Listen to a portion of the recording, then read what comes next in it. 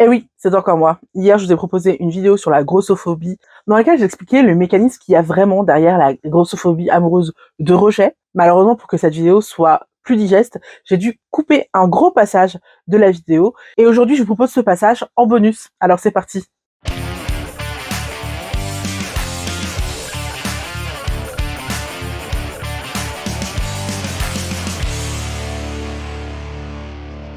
Coucou licorne, oui, on se retrouve alors que j'ai publié hier. C'est normal, c'est tout simplement une vidéo bonus. Hier, je vous ai publié une vidéo sur la grossophobie amoureuse du rejet où j'expliquais le mécanisme derrière cette grossophobie du rejet. Parce que beaucoup de gens pensent encore que ne pas aimer les gros, c'est quelque chose qu'on réfléchit pas et que c'est comme ça. Et contrairement à ce que tu crois, tout ce qui t'attire, en fait, révèle quelque chose de toi et révèle quelque chose de ton passé. Et c'est vrai que c'est quelque chose d'inconscient, mais c'est quelque chose sur lequel tu peux travailler. Malheureusement, j'ai dû couper un passage de la vidéo parce que elle était trop longue. À la base, elle était à 40 minutes. Je me suis dit que jamais vous me suivrez jusqu'à 40 minutes. 30 minutes, c'est bien déjà. Donc, du coup, j'ai dû couper ce passage. Et aujourd'hui, je vous propose de voir la dichotomie qu'il y a entre ce qu'on pense aimer et ce qu'on aime vraiment, parce que des fois, on prétend des choses, on dit des choses de ce qu'on aime et on pense vraiment aimer ce genre de choses, alors qu'en fait, quand on fait le compte des gens qui nous ont vraiment plu et qui ont vraiment suscité beaucoup d'émoi en nous, on se rend compte que ces personnes-là sont souvent totalement différentes, voire totalement opposées de ce qu'on pensait aimer. Et dans ce passage, je vous explique également le chemin intellectuel que j'ai dû faire pour mettre vraiment du recul et de la distance entre ce que je pensais être mes critères physique et la réalité. Parce que bien souvent, l'amour est bien plus complexe qu'on veut le penser. Je vous laisse avec ce passage. Ensuite, parlons de ce qu'on croit aimer et de ce qu'on aime vraiment. Parce que je pense que dans ces histoires, il y a aussi une dichotomie entre ce qu'on pense aimer et ce qu'on aime vraiment, et qu'on a chacun des préjugés sur les gens et qu'on les écarte comme ça, alors que certaines personnes peuvent nous plaire et peuvent nous surprendre. Encore une fois, je vais prendre mon propre exemple parce que je suis celui que je connais mieux quand même. Il y a encore quelques mois, je vous disais que j'étais plutôt attirée par le style viking, et je me suis fait la réflexion qu'en fait, pas tant. Pas tant. Les hommes qui m'ont le plus plu, même physiquement, c'était pas du tout ce genre de mec. Il y en a un parmi les trois, parce qu'il y a eu trois mecs qui m'ont énormément plu. Il y en a un seulement qui faisait partie du style viking. Les autres, c'était un Eurasien et un Serbe, donc rien à voir. Et puis je me suis rappelé aussi que mon premier baiser était avec un homme noir, que mon premier mec était noir, et que donc en fait, pas tant que ça en vrai dans la vraie vie. Et je peux vous assurer que ces deux-là, ils me plaisaient aussi énormément. Et en fait, je me suis rendu compte que je pensais que le style viking était le style qui me plaisait plus, parce qu'on m'a appris à penser ça, parce que c'est comme la représentation des femmes grosses, en fait.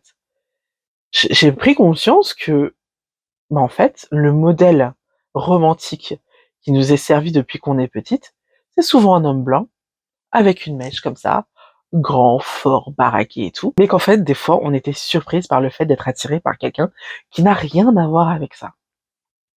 Et le point commun entre les mecs sur lesquels j'ai vraiment flashé, c'est le fait qu'ils étaient grands. Et pas forcément baraqués dans le sens bodybuildé, mais pas mince non plus. Mais je me suis rendu compte que même ça, je suis en train de le remettre en question. Tout simplement parce que, à force de vous faire des vidéos comme ça, sur les relations amoureuses, sur le sexisme, sur les violences faites aux femmes, tout ça, je me suis rendu compte quand même que 82% des femmes mortes étaient mortes de la main de leur compagnon ou de leur ex-compagnon. 30% des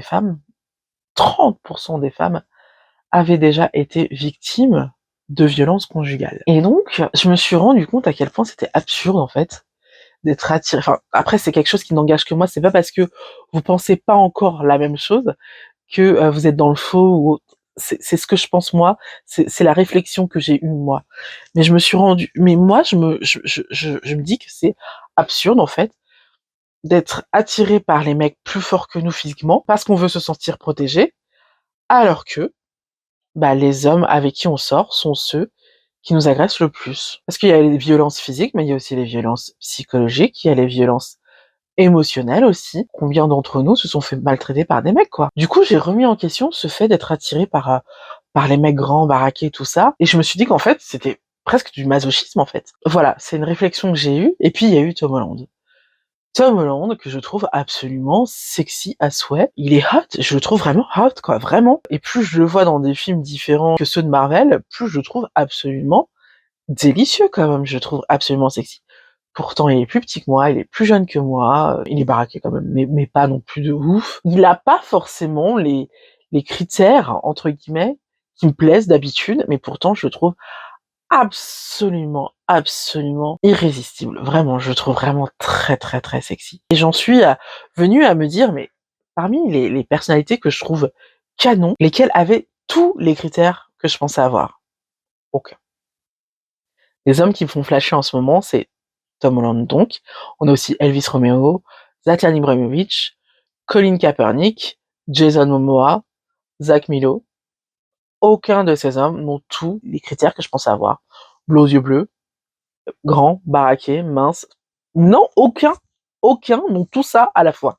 Aucun. Et pourtant, je les trouve, mais tous absolument sexy. Je me dis que ce qui est bien quand on acquiert de l'expérience, c'est qu'on est capable de prendre du recul avec ce qu'on pense savoir et ce qui est en vérité, et qu'on est capable de prendre conscience qu'en fait, l'attirance, c'était une question d'alchimie.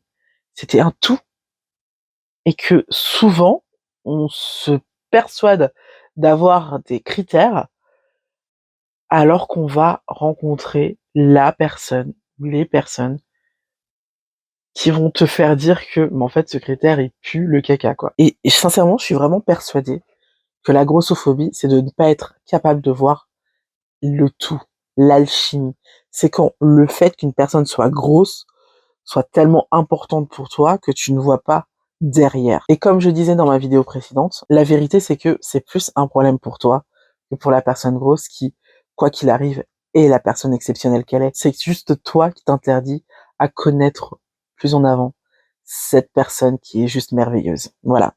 Donc c'est un peu triste. Voilà, j'espère que cette petite vidéo bonus vous a plu. C'était important pour moi que je vous la publie parce que je trouvais que ça pertinent. C'est parfois difficile d'être créateur de contenu parce qu'on doit couper des passages qu'on trouve tout à fait pertinents. Et là, c'était vraiment le cas, donc j'avais vraiment envie de vous montrer quand même dans une vidéo bonus.